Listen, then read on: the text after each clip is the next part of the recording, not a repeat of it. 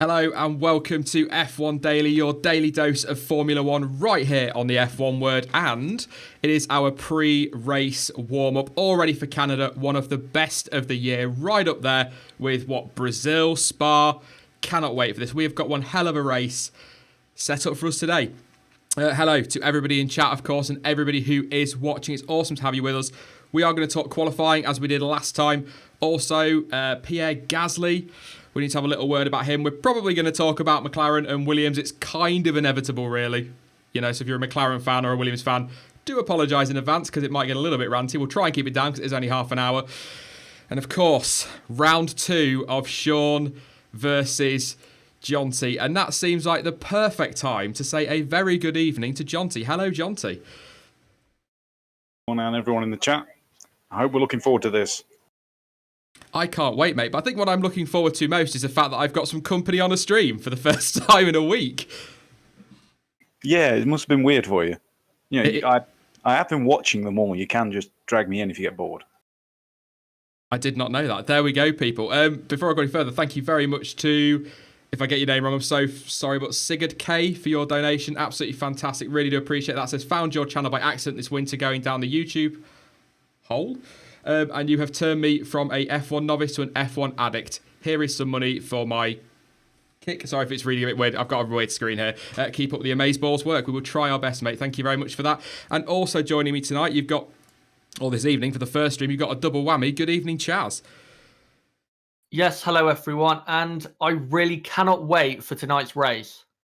It's going to be a good one. Really looking forward to it. And apologies for crashing your stream last night, Chaz. No problem. Let's hop straight in. We're going to talk a little bit about qualifying because if somebody had said to me going after FP3 going into quali, what kind of grid would give you the perfect race, the dream start to a Grand Prix? To be honest, Jonty, I don't think anybody could have got that any better. Absolutely spot on.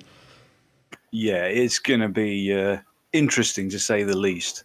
Fully mixed up with some really good performances a bit further down as well. We are in for a good one. Definitely. I mean, you look at the grid, you've got Ferrari, Mercedes, Red Bull, Mercedes, Ferrari, Red Bull. So there's, in terms of strategy, from a team's point of view, there's not really anybody who's got an advantage in sort of being able to pull the undercut on somebody else, assuming they all get into turn 1 to 6 as they are on the grid. No, I don't think so.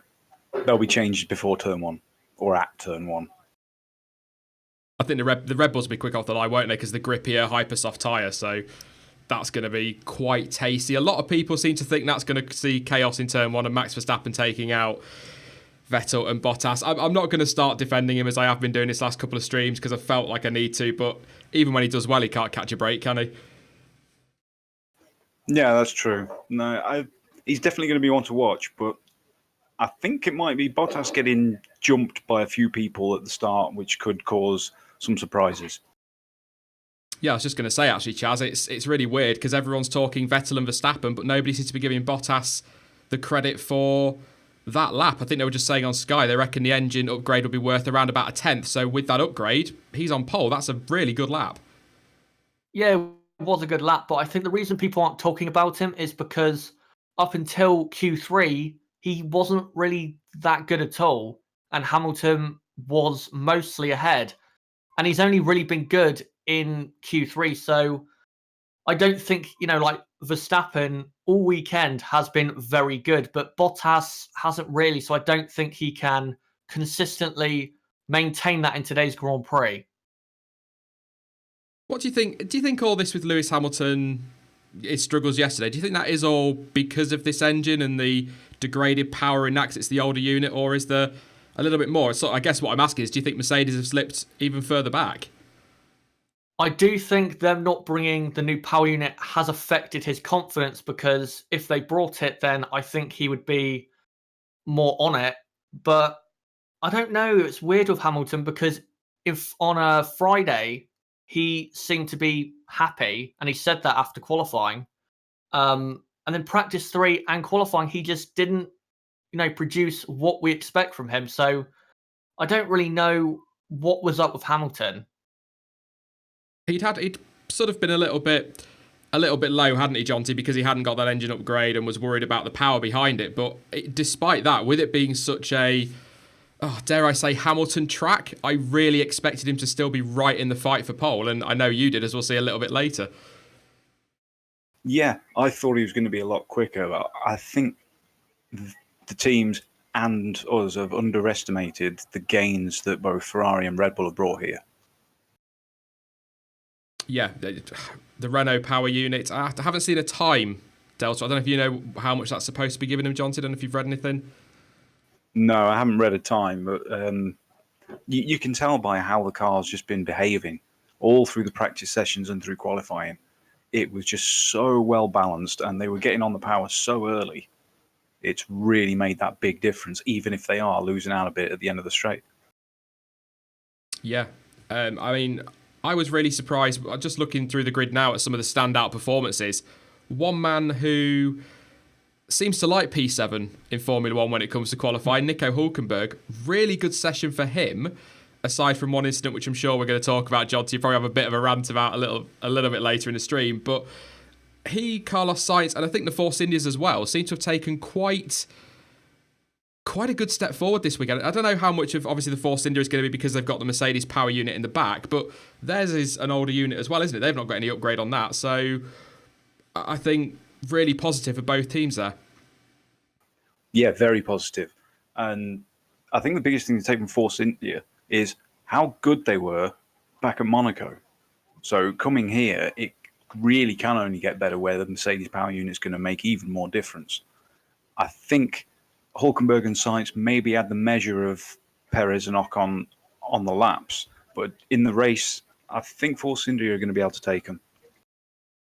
Some interesting talk, actually. I don't know if you've seen on Force India today and Rich Energy. The company Rich Energy have apparently made an approach and sort of there's been an agreement in principle. They've already paid some money to the team and want to put, I believe it's 8 figures into the team once they buy it. But Force India's Bob Fernley has said, no, that's not happened yet. Nothing else has progressed. But it's looking increasingly likely that Force India are going to get bought out. And I know as one of your favourite teams, Jonty, it'd be, as long as they, even if they change the name, so long as that team stays on the grid, that is all that matters. Yeah, it really is. And I'd just like to point out, this is happening, a couple of weeks after all of the stuff with Malia?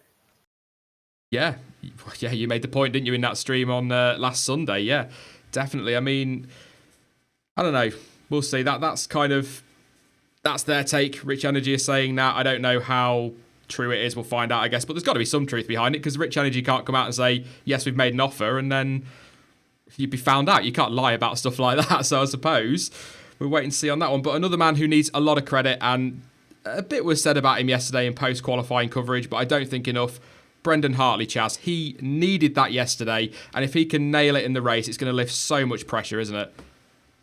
Yeah, it was, and I'm really hoping he gets points because I think the way he's drove this weekend, he deserves it, and it is great to see how competitive he has been and also how he's responded to the rumours, the pressure, just everything. It's great to see that he hasn't, just backed down and, let everyone walk over him. And he's gone out there, put the good laps in, and deservedly is in P12. Yeah, I was surprised. Pierre Gasly, he's got himself an engine penalty again today. Obviously, is it his second unit of the weekend? I think, Chaz, correct me if I'm wrong. Yes. I think it's his second of the weekend, and now he's taking a penalty starting from the back. So not great for Honda, but he was, 17th, 18th or something like that anyway, wasn't he? I think 16th on my list. But he was 16th anyway, so it's not a huge knock. They might as well take it if they need to. But yeah, I thought if Hartley's 12th, then I would have expected Gasly to be top 10, really, because of how their form has been this season. But big for Hartley, absolutely huge. And I really hope he can transform that into a great race and hopefully a point. So that'd be good to see as well. A couple of contributions coming through. Thank you very much to Auto Random and also to Coop Dupe 1. That is a great name. Says, love the show, keep it up.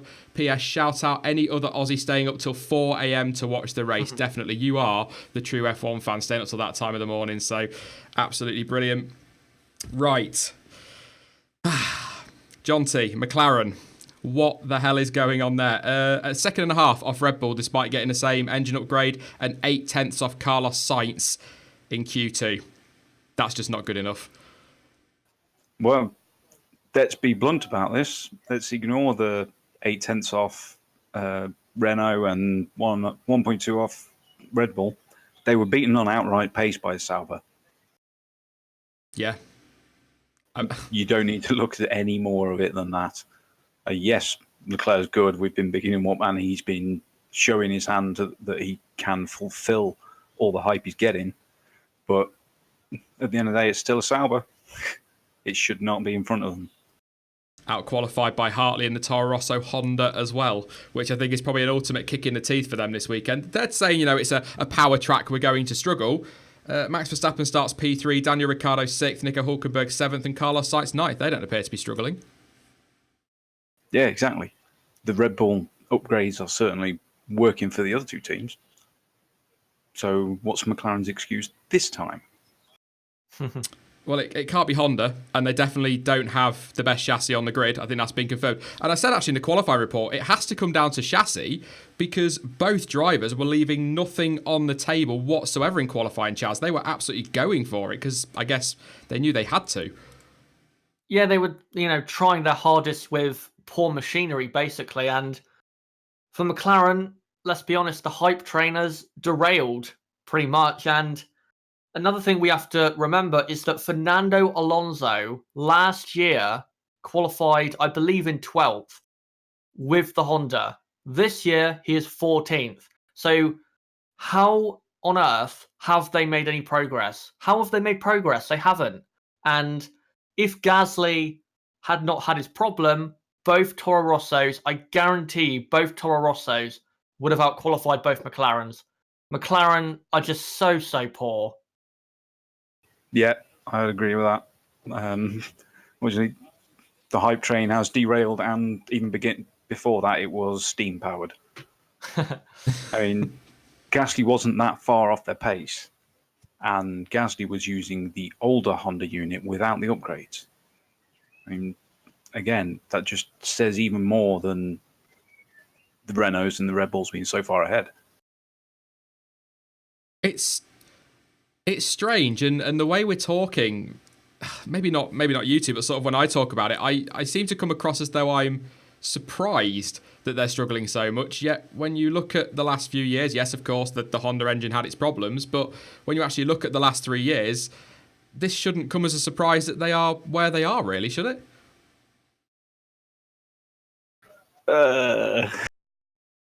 I mean, based on their hype, it should, because they were pretty adamant that they were going to be right up there fighting with Red Bull, and they're nowhere near. It looks at the moment as if they might end up taking the same direction as Williams and scrapping and working on next year, because all of the strides they've been insisting they're going to make almost every race, saying we're bringing new upgrades, we're bringing this, we're bringing that, and they get slower and slower, which makes no sense. The thing is, the tone regarding Alonso's future has changed this weekend. I don't know if you've noticed, there's been a lot of, we're going to talk to him, try and get a deal done. But they've gone from, we want him to be in a team next year, in the Formula One team, to, well, he'll be in either the IndyCar team if we go there or the Formula One team. So I think Zach Brown, who, he is a salesman at the end of the day, so I guess, yeah, we could take it with a pinch of salt. But it sounds as though even they're starting to accept that Alonso could be on his way out at the end of the year, and I wouldn't blame him. Why would you want to be in a team that say we're going for best of the rest anyway as a double world champion, but to say they're going for best of the rest and be, 6th, maybe 7th fastest? No, at the moment they're 8th, certainly today. Yeah. Yeah, I mean, do you think they'll lose Alonso, or do you think that's pretty much a guarantee now, Chaz? It doesn't look great, does it? Alonso's gone. There is absolutely no way he is going to stay, because with the B-Spec car, they did not improve, really. So why would he stay to be competing with, no disrespect, Toro Rossos and Saubers? Yeah, I just like Dennis O'Boyle in the chat just made an excellent point, saying, if I wasn't told that McLaren had switched to Renault, I wouldn't be able to tell the difference. I think that says it all, doesn't it? Really, to be honest, it's Like you say, Chaz, worse than last year. I didn't check that. I'm actually quite surprised. I mean, not quite as surprised as I was to hear that that was Ferrari's first pole in Canada since 2001. They've won titles since then. It just really surprised me. But yeah, worse than last year. That makes it even more unacceptable. But a couple of things to talk about though regarding contracts very quickly. There is some stuff floating around. It looks as though Mercedes are going to be taking Bottas for another year, and all the talk seems to be that Raikkonen is going to be staying at Ferrari next year, which I can't quite believe I'm saying, to be honest, Jonty. He's had a good start to the season, but at the start of the year, I thought, no chance. Yeah, before this year got going, we were convinced this would be his swan song. But the way he's been driving so far this year, you'd be mad to get rid of him. Absolutely, and that says to me that Ferrari would rather wait for Leclerc and see where he is sort of in terms of development next year rather than go and get themselves a Ricciardo, which I think is good. And I think Vettel is, him and Raikkonen, they're best mates, aren't they? They're in the team together, they work well together, so why change it, especially if Kimi is delivering when the team don't screw him over? Just stick that point on the end there. Yeah, that might be the only thing that could cause issues with the deal, would be on Raikkonen's part, where the team do screw him over without really making it obvious. They almost try to get it across in the form of a mistake, which is bad for the team overall. I mean, it's going to screw them in the Constructors' Championship. So I've never understood that. I think what this could mean as well, in terms of Charles Leclerc, I know we talk about him a lot, but people seem to like Leclerc, so it's okay to be a fan of Leclerc for some reason. But one thing to me this possibly says is that he could be in a Haas next year, because I could see Ferrari maybe moving him or trying to get him in the Haas. Obviously, they don't have the ties that they have with Sauber. Of course, they've got even stronger this last couple of weeks. But, maybe promote to Haas, see how he gets on, then up to Ferrari. Depending on how things keep progressing this year, would Sauber to Haas really be much of a step up? That's a fair point. Sauber have had a very good start to the year, haven't they, Chaz? It's I think, one of the surprise teams so far. Yeah, they have been a massive surprise. And I think by the time we get to Spa and Monza, I wouldn't be surprised if Sauber were ahead of Haas and even McLaren, because they are progressing so much. And once they use the extra money and resource, they will just get better and better. I'm trying to work on maybe little, clever little links to other stuff. So I've got another one for you here. Talking of Haas, Romain Grosjean, that guy just cannot get any luck, can he, Chaz? I mean, I know he's made mistakes this year, but even if you can't stand him, there has to be a little bit of you that feels sorry for him. Pulling out the garage, bang, session over. Nothing you can do about that. I feel so sorry for him, because if you look at the results of practice, it looked like he could have got into Q3, because he was 7th in FP2, and then in FP3, I think he was 9th or 10th. So, he was looking competitive and better than Magnussen.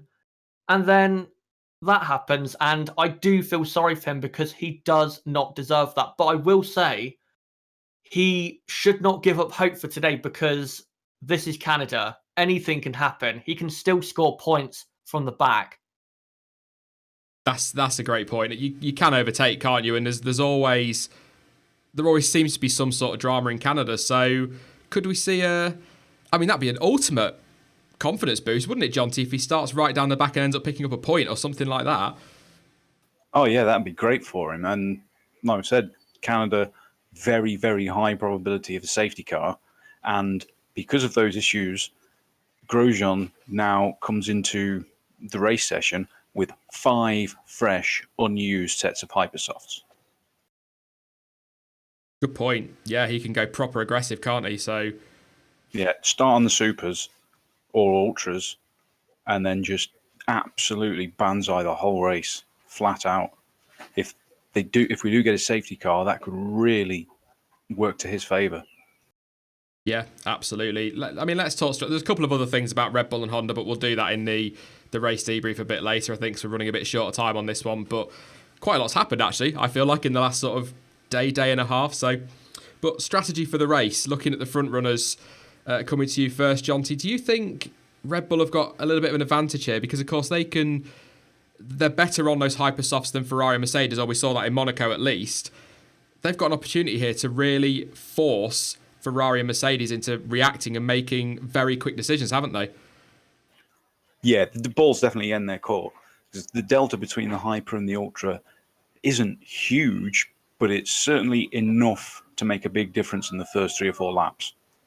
Which, if they can get the passes done, then they're in control and they can call the shots. Because, as you said, they can make the tyres last so much longer than Ferrari and Mercedes can. It really could be going their way purely on tyre life. Yeah, I mean, I'm looking forward to this anyway because it's usually great racing in Canada, but with that little twist in the strategy at the sharp end of the grid as well, I think we are in for a very exciting race, but also with that strategical intrigue as well. That was harder to say than I thought, but throw all that in there as well. It's absolutely just incredible. I can't wait. It's one of, if not my favourite race of the year. I think it's at the start up there with Brazil and Spa, but throw all that together. And the midfield as well. What is it? There's nothing between them. It's unbelievably tight, Chaz. Even if the top 6 spread out and it's boring as sin, we're going to get incredible racing 7th backwards, aren't we? Yeah, and from Hulkenberg back until probably Gasly, they're all going to be very close and competing with each other. So it is going to be a very exciting battle. But I do think at the top, I think Verstappen starting on the Hypersoft, that is a big advantage for him because we know what he's like. He's going to be aggressive. The Red Bull is very good on the brakes, so he can do overtakes. And I think if the Hypersoft lasts longer than we expect, I think Red Bull really could win the race. Can I just say thank you very much to Big E for that incredible donation. I really do appreciate that. He says, a little pocket change for Silverstone mates. Thank you so much for putting on the best shows in F1 every single week. Thoughts on a Danny Rick title challenge and why is Ferrari so uncharacteristically poor on tyre wear this year? In terms of Danny Rick, if he wins it this weekend on a power track, then I think it's unlikely he'll win the title, but he'll be in the fight there somewhere if he gets a little bit of luck. In terms of Ferrari tyre wear, I'm not really sure, to be honest, because, like I say, it's uncharacteristic. Last year, they were one of the best on tyre wear, weren't they, Jonty?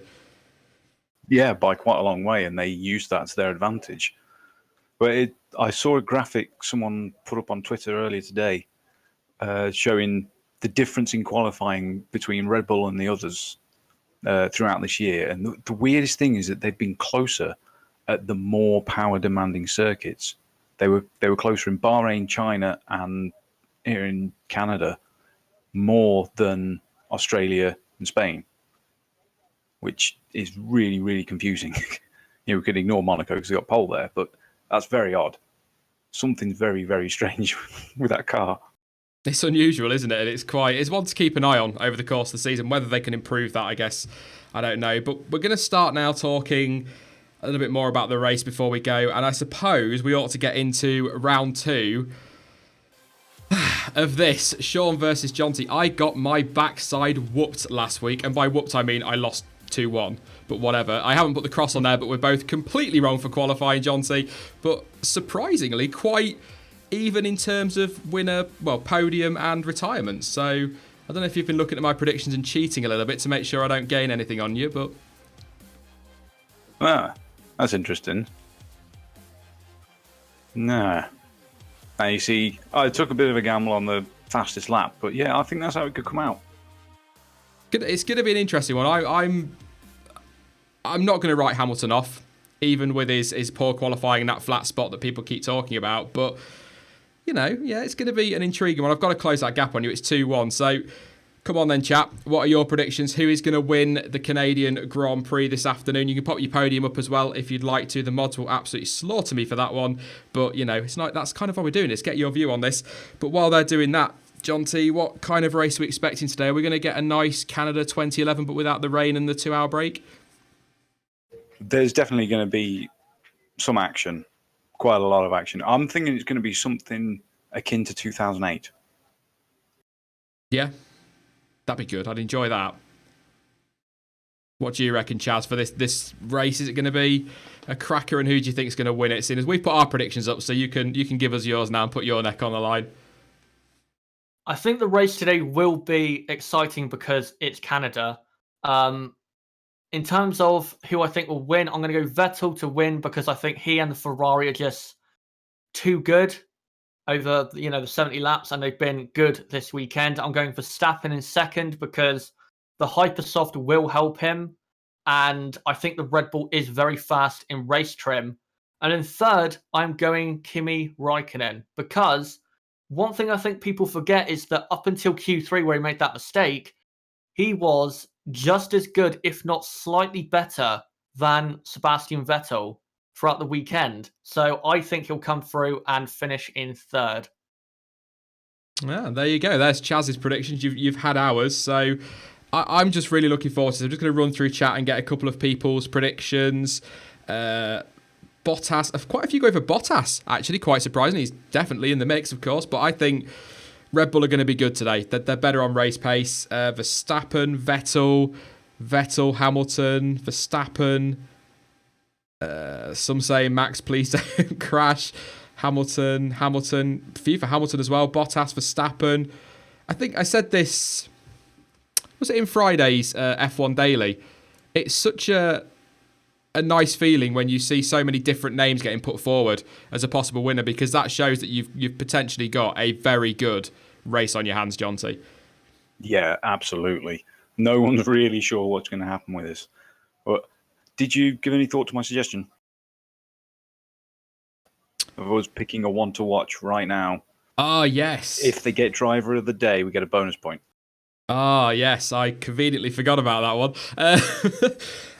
Yeah, we'll go for it. I mean, I went for Max yesterday, but I'm quite happy to give another one, even though I think my one to watch would probably still be Verstappen, to be honest, because I just think his race pace is there. So, yeah, I'll stick by my guns yesterday, and I'll go with Verstappen. Yeah. I'm going to say Sainz is going to pull a blinder. Who was it on Twitter earlier that said Sainz on the podium? Was that ST? It might have been. It's Canada.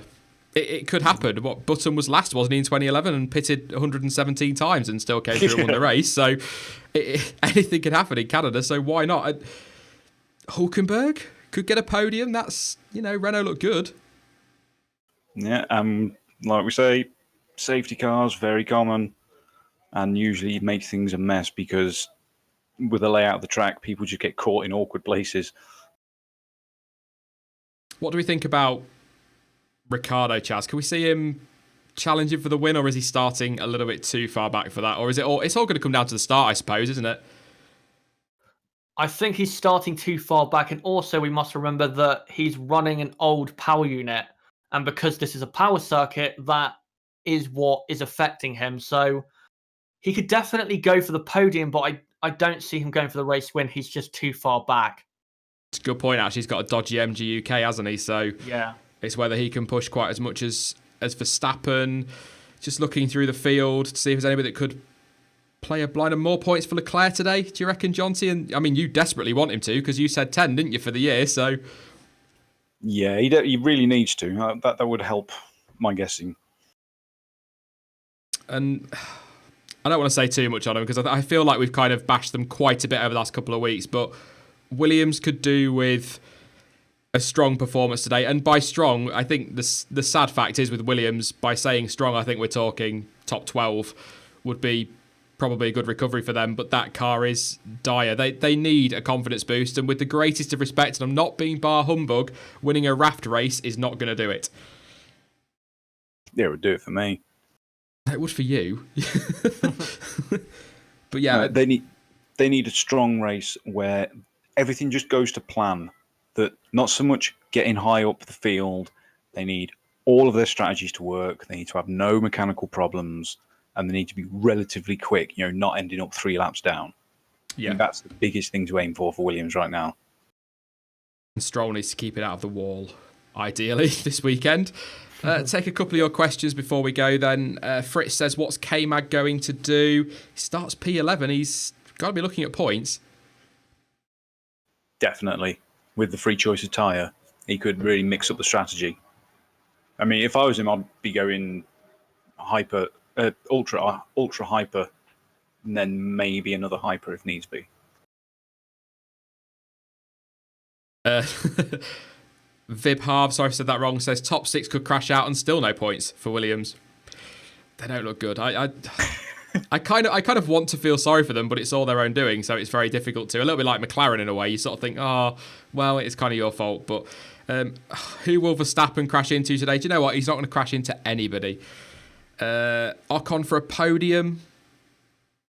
Well, maybe P8. If Jonty reckons Sainz has got a shot of a good result, then Ocon's got to be in there as well, hasn't he? P8. I mean, like we were saying earlier, Force India really looked good. So, yeah, why not? Why not, Chaz? I think he could, but I get the feeling with Ocon, he's kind of similar to Hulkenberg, where he'll have lots of good performances, but when it comes to getting a podium or being close, he just misses out. So I don't think he can, but I think if there is a couple retirements in the top 6, there's no reason why he couldn't get a 5th. Somebody saying, how about a win for Alonso?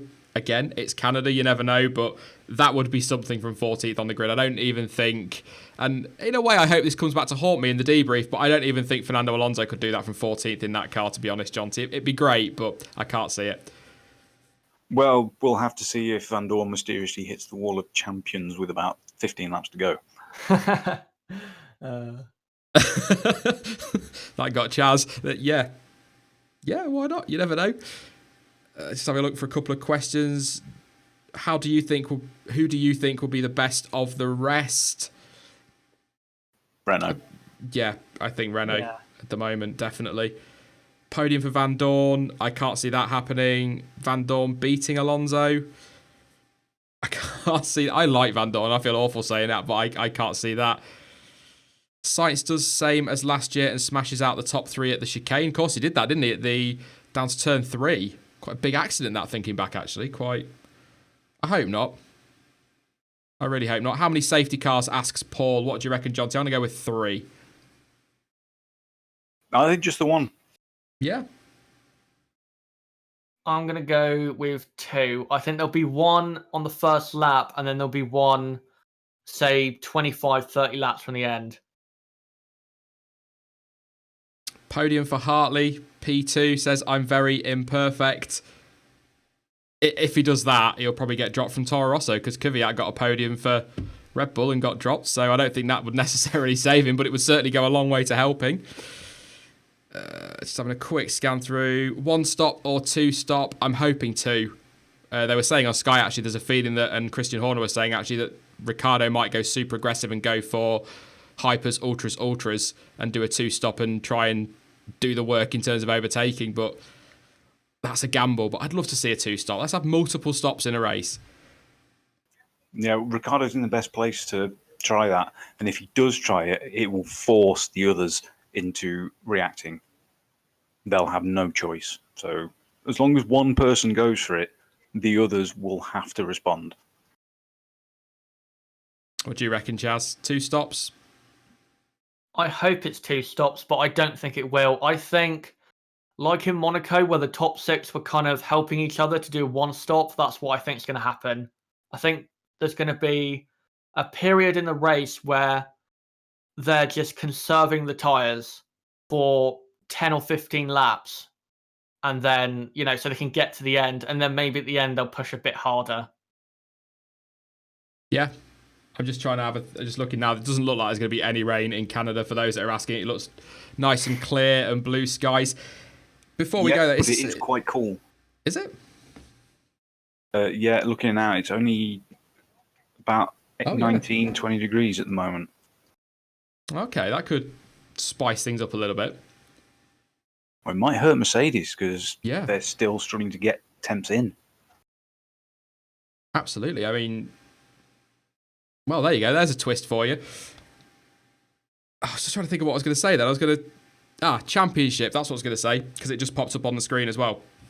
If Ferrari can nail this one this weekend and get the win, and Red Bull can get amongst the Mercedes, is this a big weekend in terms of the Drivers' Championship? If Vettel can massively outscore Hamilton, For some reason, to me, this weekend feels like it's becoming a bit of a turning point this year. It could well be. Like I said, I only checked the weather because you mentioned it. With it being quite cool, that could really sting Mercedes at the start and get them tangled up in any potential clashing going on further down. So, if something dramatic happens, it could turn things around completely. What do you think, Chaz? I think in terms of the championship, I think Vettel has to win, but also Bottas has to win. If he doesn't win and finishes like third or fourth, then I think we can count him out of the championship because it would just be too much of him to ask. He'd need a lot of luck, wouldn't he? Yeah, he would need, Hamilton to have problems, Vettel to have problems, and if he won today and, I don't know, Vettel got tangled up with Verstappen and Hamilton was down in fourth, then I think that would set Bottas up nicely for the rest of the European season. Yeah. Before we go then, I'll start with you, Chaz, because I was talking to you there anyway. Why not? Bit of fun. First retirement. Lance Stroll. As much as I don't want to say it, Fernando Alonso. Yep, I could tell you now, it was very nearly Daniel Ricciardo, looking at the replay of him on his lap to the grid, very close to the wall and on the grass. Yeah, I just saw that. Doesn't want to be doing that during the race. But thank you very much, Jonty. I will talk to you again in the race debrief very, very shortly, of course. That's not that many hours away, is it? Well, we saw what happened in 2011. That's true, yeah. I will say that if we get a 2011 and it suddenly gets torrential rain and it's sort of 1 o'clock before the race finishes, we won't be streaming. But otherwise, it'll be around about an hour afterwards. And thank you very much, Chaz. I know you can't make the debrief later, but it's awesome to have you on for the warm-up. Yeah, no problem. I've enjoyed it as always. And hopefully this race is as exciting as Bahrain or Baku. Absolutely. Fingers crossed for that one. And I will talk to you both soon. Thank you very much. Goodbye. See you guys. Yeah, that is it for the race warm-up. We will be back again around about an hour after the race finishes. Me and Jonty going over some of the big talking points. Hopefully, there is plenty. Thank you very much for everybody turning out. A few of you have been asking if we're going to be streaming the race. Believe me, if I could, I would, but there's just no way I can without probably losing the channel within 15 seconds. So I can't, but I would absolutely love to. I will be tweeting throughout the race, and again, we will be live a little bit later on as well. You can follow me on social media. Links to Twitter, Instagram, Facebook, and to Discord are all in the description down below. But as ever, thank you for watching. I've been Sean. This has been the F1 Word. And until next time, goodbye.